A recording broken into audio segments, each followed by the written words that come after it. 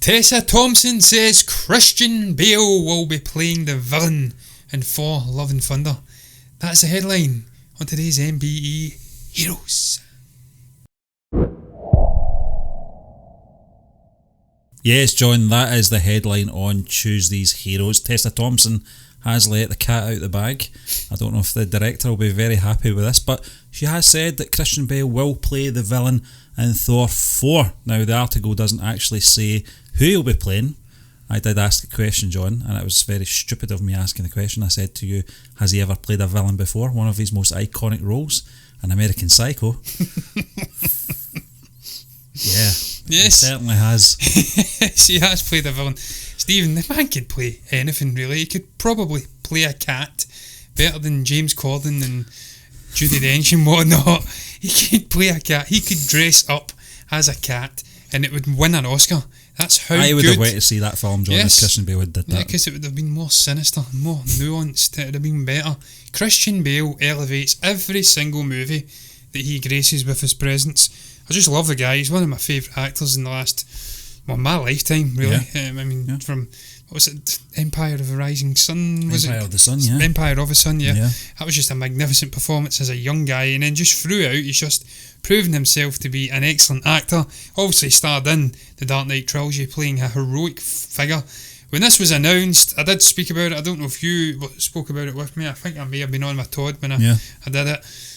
And I did speculate that he wouldn't play a heroic figure because he's already done it in a comic book movie. He'd want to do something different, play a villain.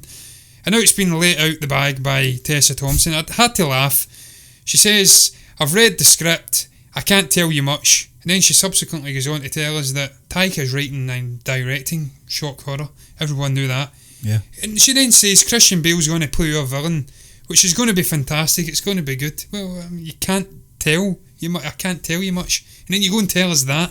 That's telling us a lot. I'm glad you told us, Tessa. Don't get me wrong. Yeah. It gave us a headline and a very, very, very, very quiet week. Tumbleweed is rolling past. As you'll find out in this show. But yeah, exactly. it's all downhill from here, guys. It's all about moustaches later on. Can't wait. It's all about moustaches, yes. But I'd argue that should have been a headline, John. But yeah, I mean, you start on a high and then you get down, you know. You don't usually start low and then go up to something that good. But like, I did suggest he would play a villain, and it's been confirmed by Thompson that he is indeed playing a villain. There was a couple of primary names floating around. I think it was Daddy Owaga who plays this sort of Minotaur alien guy who can shapeshift. And then I think it was Gore, the God Butcher, was the other one. Both very intriguing. This Gore guy was wronged by the gods like Thor and whatnot, and he goes off on a vengeance trail, want to kill all of the gods. So that would probably be a good fit in terms of a more hands-on meteor role. But the actual Daddy Owaga one, I suggested, because it is more CG, it may be a better fit for Christian, because he can come in, mocap his work and then get back out, and it doesn't affect his busy schedule depending on where you're from.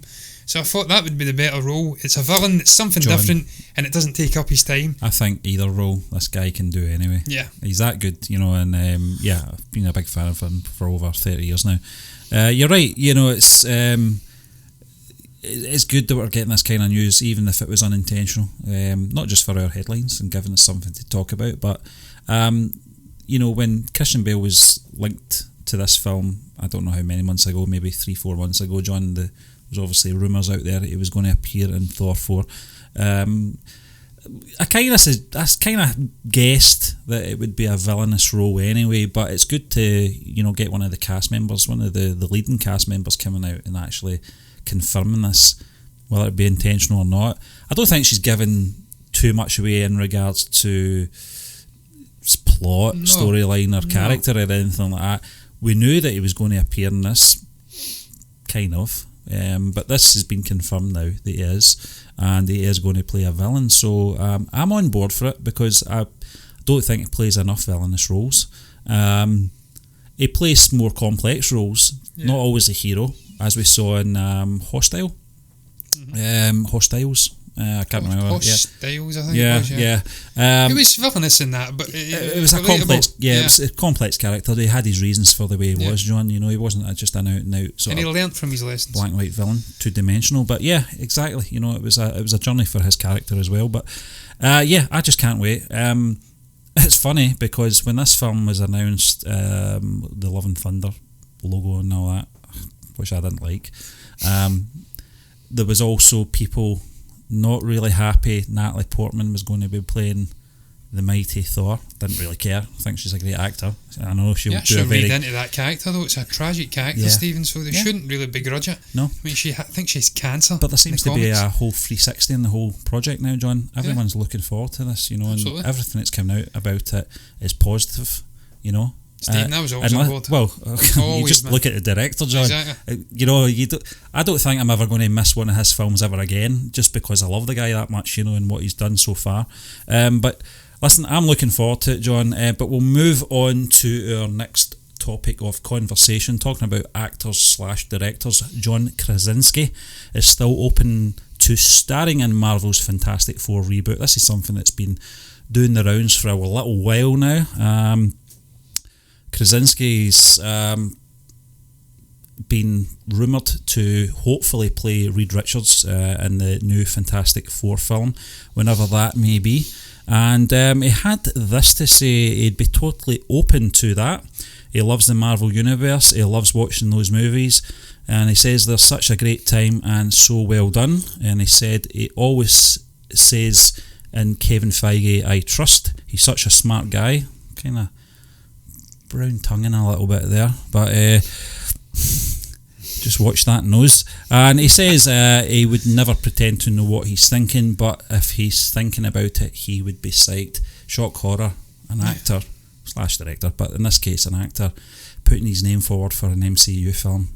Never heard of that one before. Yeah, Stephen, at least it's not the Green Lantern or something like that he's putting his name forward for. At least it's something that could have the potential to be decent. Yeah.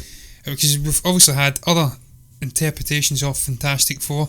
Yep. And he'd fit the bill, John. I've not seen any of them. Reed Richards, yeah. Yeah, I've not seen any of them, so I can't. Yeah. I don't even know anything. We're going to be talking about moustaches later on, but I just want to say, you know, I think he would sport those grey temples very well. He really would, yeah. Stephen, you told me about the character. I think you speak about actors, he's a fantastic actor again. Yeah. We've seen it, he knows how to play nuanced characters. I don't know how nuanced this Reed Richards character actually is, but you'd assume that it would be a better adaptation from the source material that you would get from a Kevin Feige and Disney Marvel than what we had in previous iterations. Yeah. So certainly that he's putting his name forward. I mean, by all accounts, the fans firmly want John in to do this role. Yep.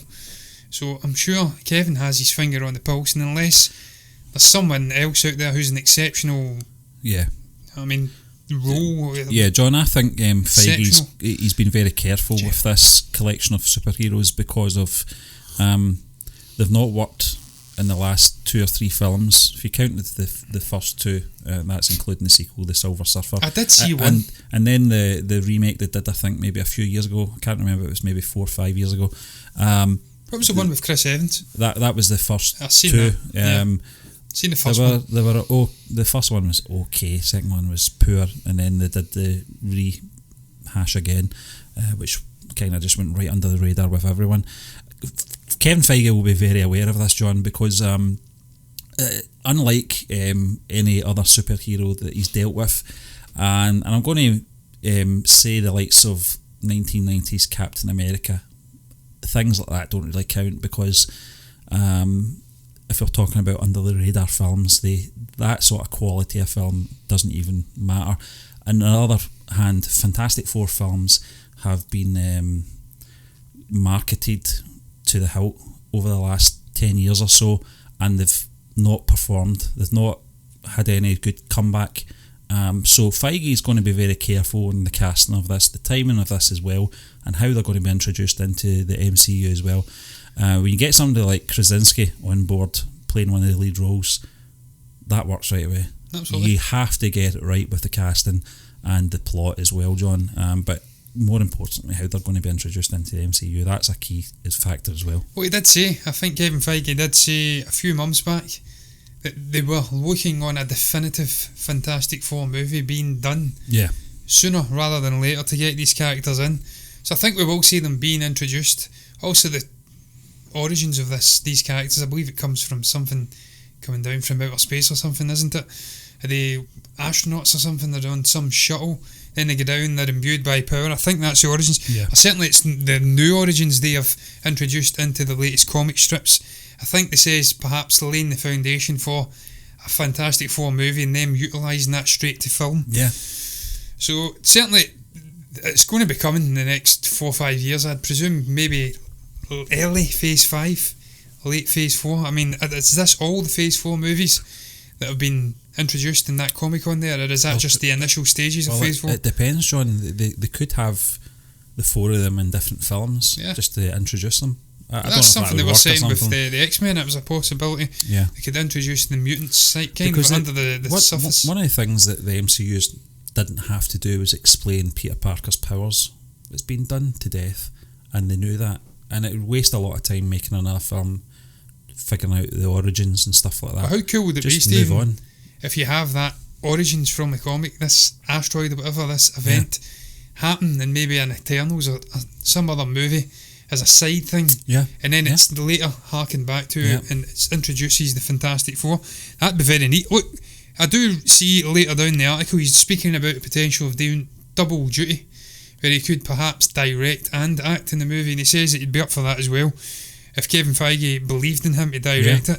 He says it would also be script dependent, part dependent, but he'd be up for doing it, maybe in a hypothetical situation, coming in and directing and starring. He's done it with A Quiet Place. Well, by all accounts, he's in A Quiet Place 2, sort of flashback. He did it so well, I think he probably could do it in this. And well, if he's putting himself forward that he can do it, then John, you can bet your bottom dollar he can.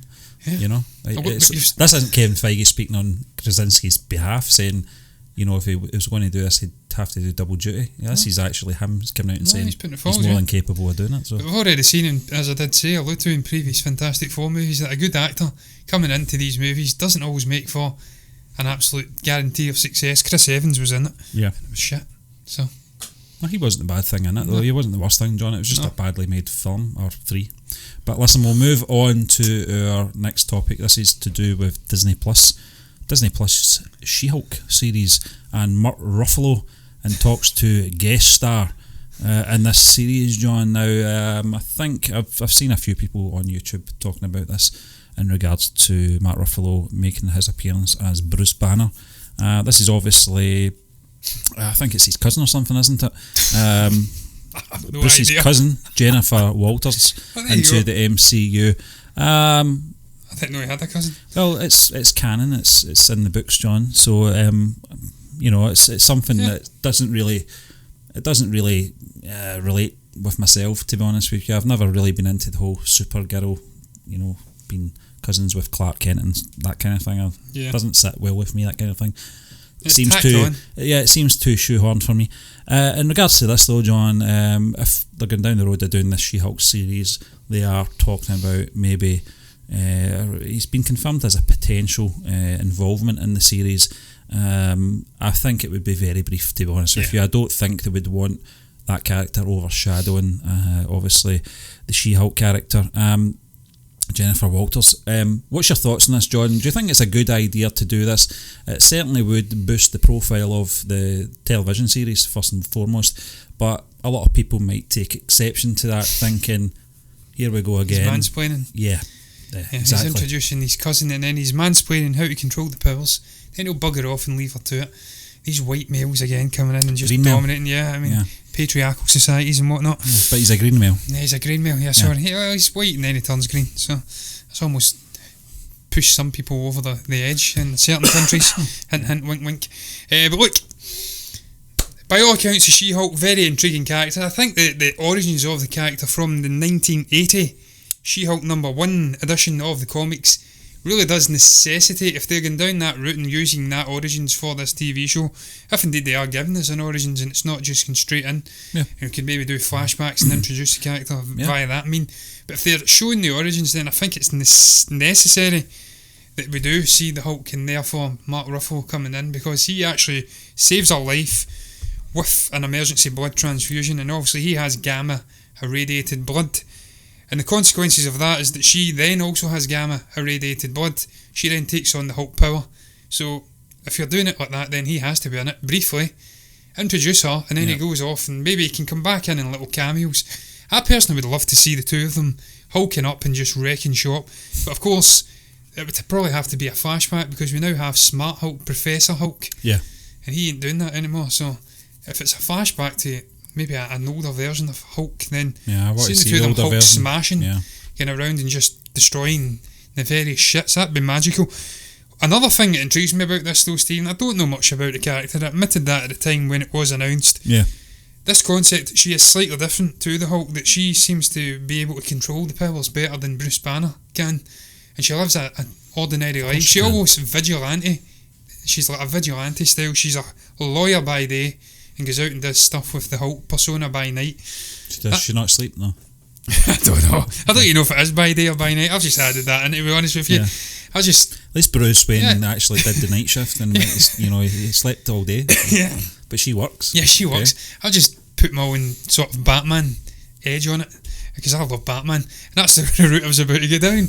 I love these sort of dual characters where they have dual lives, and they go out. I mean, it's like Daredevil. That was one of the things I loved about Daredevil. He goes and he's a lawyer by day, and he's out doing vigilante stuff at night, wrecking the shop. And just that lying, just people not being able to tell that it's the same person and whatnot, it's something I've always enjoyed watching. I love that about Batman. Just a flash smug shit by day, and he's going about and doing really heroic things at night. Love that duology of the character, so that'll be something really interesting. I think we've seen with Arrow that does lend itself well to a TV show. Oliver Queen, of course, if his fake beard and hair and whatnot. His wig, his wig, and then he's going about doing similar things. I think it's, again, really intriguing. Could see her being introduced into a movie in the MCU at some point? Yeah. Lord knows. But look, Stephen, what do you think about the concept of maybe what's their name that they're going for, an Alison Brie type? Do you think, getting on to that subject about obviously actors who can portray, is there anyone you have in mind? My first thought when I thought of it, here's how pitiful I am, I just thought of Gina Carano. Obviously she's doing The Mandalorian, big muscular person, but they don't have to be. They really don't. They could be a skinny dweeb. You look at Edward Norton. Yeah. He's got a good build, John, about him. When he did the Incredible Hulk, but obviously he didn't have to bulk up for it or anything like that because of the mocap involved in it.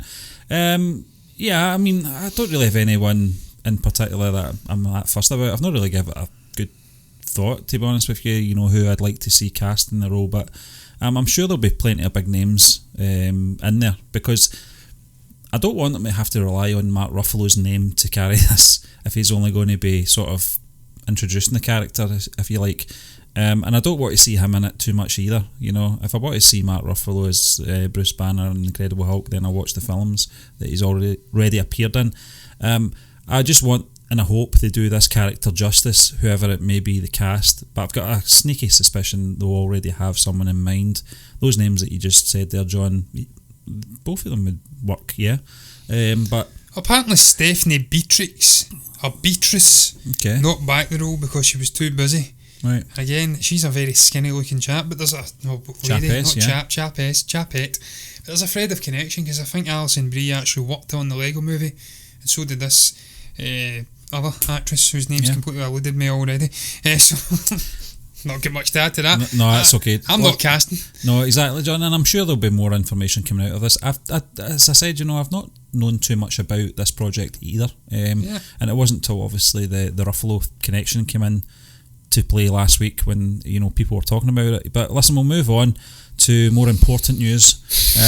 The next 3 articles are hot off the press, and as I said, I had to wrestle to get these in here. I really wanted it to be the headline of today, certainly for the clickbait. And obviously what you would come up with for the thumbnail as well, John, would have been very impressive. But this is the Batman, and it looks like Jeffrey Wright will indeed be rocking Jim Gordon's signature moustache. We've even got a photograph. This is like a chap that normally has facial hair anyway, so breaking stuff here. This is the headline. It was on Twitter at TVS_movies Twitter account. James Gordon will look in the Batman movie. New photo of actor Jeffrey Wright. Actor has Gordon's classic moustache for filming the Batman. I think he looks like a hunter or a fisherman, but I think that's just with his get-up more than anything. I've got to say as well, I prefer his beard facial hair to this pitiful moustache, John. Stephen, what was that movie that you reviewed? The Man Who Killed Bigfoot and Hitler?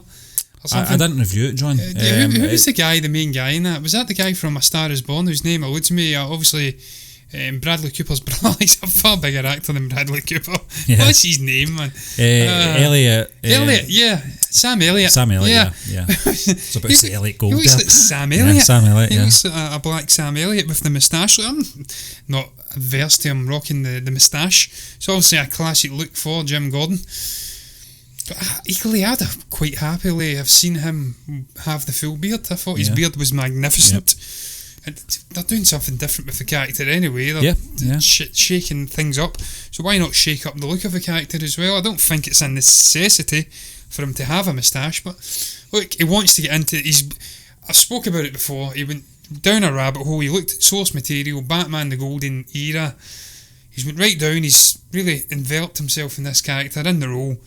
And he's obviously wanted to go make it as legitimate a look as possible by putting in the moustache and whatnot. So he's a very good actor, Jeffrey Wright. I'm excited to see what his take on this character is going to be, because Jim Gordon's a class character. He really is. He's a sort of moral compass, not culpus, that isn't even a word. Culpable homicide, that's what I was probably thinking of. I don't know why. But he's a moral compass in Gotham, like a Harvey Dent was in the Dark Knight. They made a television series out on John, so he's interesting enough. But listen, if this is down to the actor's choice, then hats off to him. I don't care, to be honest with you. I know he's going to do a good job anyway, and it's going to be very interesting. But listen, we're going to stay on the Batman topic here, John. Reportedly adds Teen Wolf twins Charlie and Max Carver in sizable roles. No wonder you're hiding yourself. You wanted this in here. It was to fill out the Jim Gordon tash. The article, Steve, because there wasn't enough meat on the bones. We should have just ended the show after those first two topics. These kind of articles are putting me off the Batman, John. But listen, I'll let you talk about who they could possibly obviously play, John, because you looked into this a little bit more than myself. It's very superficial. Not that I don't care, but obviously when it comes to casting anyone in Batman films, it's very important to us. People like this type of thing, and so it's going to be Charlie and Max Carver, who are twins apparently, although one looks about 3 inches taller than the other one. Don't know who's who, but what's your take on this? That one's probably standing on a step or has a pair of stilettos on, and that perhaps shouldn't do that in the actual movie, because it would, unless the other one does a sort of Tom Hardy Bane effect where they put 4-inch lifts in their shoes to try and get up to the other one's height. My thoughts are, look, again, they're just filling out the cast. It's a sort of gallery of villains in this movie. We have the Riddler, we have obviously Catwoman potentially playing a good one, but she could be a villain as well. Lord knows Penguin is in there. Penguin, Penguin, as Benedict Cumberbatch once says, many times. And then we have, is it Falcone? Is that his name? The main sort of mobster in Gotham. He is in there. And now we have these two chaps coming in, and they have went through a series of potential characters they could be playing in this movie. Very intriguingly, they say they could be Mad Hatter's muscle. Now, this confused me no end, Stephen, because I wasn't aware that Mad Hatters were a thing in the DC universe. I thought that was Alice in Wonderland, but look, clearly not. Tweedledum and Tweedledee, they say that they could potentially be playing. The other two prospects, not prospects, I'm having a mare here. I've been drinking today, incidentally, so I've done very well to keep it on. You have, John. You've done very well, Two-Face's Henchman is the other one. Max and Min. Now, I've shot that one down immediately, because a simple Google search would tell you that they have ginger hair, and although they can dye the hair, certainly the two twins in Harry Potter did that. No. They look like madness. Just no. They look like something but madness from the mid-1980s or something. It looks weird. The other options are Annie Lennox, or David Bowie circa 1993 or something. The Berlin era. Trigger Twins is the other one. Trigger, I should just end this article now, Steve. No, stop talking. Trigger Twins are the other ones, and look, they look very intriguing as well. sort of gunslingers. So yeah, there's your three possibilities. You can take your pick. What would your favourite be, Stephen? Would you like to see the Mad Hatters, the Trigger twins, not Twigger, or Max and Min? Couldn't give a bleep. Listen, but it is interesting that they're fleshing the cast I know, out. I think so, John. And that happens in most films anyway, where the sort of lesser roles, if you like to call them, start to get revealed in these type of articles. But it just shows you the sort of lengths and depths they're going to develop this film as well, with interesting characters. So it'll be very interesting to see which part they do play. If, of course, this is just speculation at the moment, but it will be very interesting to see how they play this out. But listen, we'll move on to our final article of today on Heroes, and this is Anthony Mackie teases a potential Nick Fury appearance in the Falcon and Winter Soldier television series coming to Disney Plus. John, what's your thoughts on this? He said, I heard Falcon become Sam Jackson. Is this right? Am I reading this right from Anthony Mackie? Well, he's joking. I heard Falcon become Sam Jackson. I'm glad he's joking, because that sounded weird. That's what I heard. So that's what I'm hoping for. But I don't know what he means by that. But listen, he's going to have to make an appearance at some point. I thought it would have been cinematically, but listen, it doesn't matter these days, because they've made it clear, Kevin Feige's made it clear, that the television shows are linking into the films now anyway. Take it or leave it. They're going to have the same kind of quality production, just different format. But casting, we already know who's going to be appearing in these Marvel Disney Plus shows already from the films, so it wouldn't be a big jump to have the likes of Colonel Nick Fury appearing in the Disney show. I just didn't think it would be on television where we'd get to see his return. Yeah, look, Stephen, I think this is just where they're going now with obviously the MCU. You're having to bridge this TV show and also the movie side of things. Yeah. They're changing it up from different mediums of storytelling and whatnot. And I think this is just something you're going to see more and more in future, blending over between the movies and the TV shows. Kevin Feige says time and again that you have to be watching these TV shows and to be clued in on what's happening on the MCU. Obviously, there's some people out there who are not happy about that, but look, that's just life. Yeah. In terms of this, do I care that he's going to be coming into Falcon and the Winter Soldier? Not really. I don't know. I don't even know what role he'd have. He's just going to be popping in and popping Sam on the head and saying, well done, you're doing a great job. Or is he going to come in and wreck shop and kill the likes of Battlestar and that other guy? American Soldier or something. I think from Anthony Mackie's point of view, John, he does say, although they haven't finished shooting yet, which suggests to me that Samuel Jackson hasn't even appeared as of yet, but he does say, so he does hope that he just shows up on one day and blesses us with his presence. So what you need to recall as well, Stephen, though, is that he was, I think, a Krull. I think it was a stab or whatever the other one is, Scree. That's a rabbit hole I went down before. Yeah. We'll not talk about rabbit holes in this show, incidentally. He was a Skrull. Yeah. There was a Skrull masquerading as Nick Fury in many of the movies. That was revealed. So maybe we'll see the real Nick Fury come back from a cosmic holiday with Captain Marvel and have a beer or two with Bucky and Sam. I don't know what's going to happen. Look, it's all very intriguing anyway. I'm very excited for that TV show to be coming out. It's not long now. We're also getting Disney Plus very, very soon indeed. So look, if he pops up, it's a nice little happy moment, to quote Bob Ross. A happy little tree. But look, I ain't got much more to add to it, Stephen. I'm exhausted by this this actual show, not TV show. So I'm going to round up the show on that note. What's your thoughts on the array of topics we spoke about? The likes of John Krasinski potentially starring in a Fantastic Four. What do you make about Christian Bale being confirmed by Tessa Thompson to be playing a villain? What's your thoughts on Gordon's moustache? Do you think Jeffrey Wright should have kept the moustache, shaved it off, went clean shaven, had a beard, anything in between? If you've got anything at all to say, you can comment below and let us know what your thoughts are down below in the comments section. You can also like the video if you've enjoyed it, and you can subscribe to the channel if you're enjoying the content. If you do, then you'll see us again together at some point, and probably me tomorrow for MBE Movie News.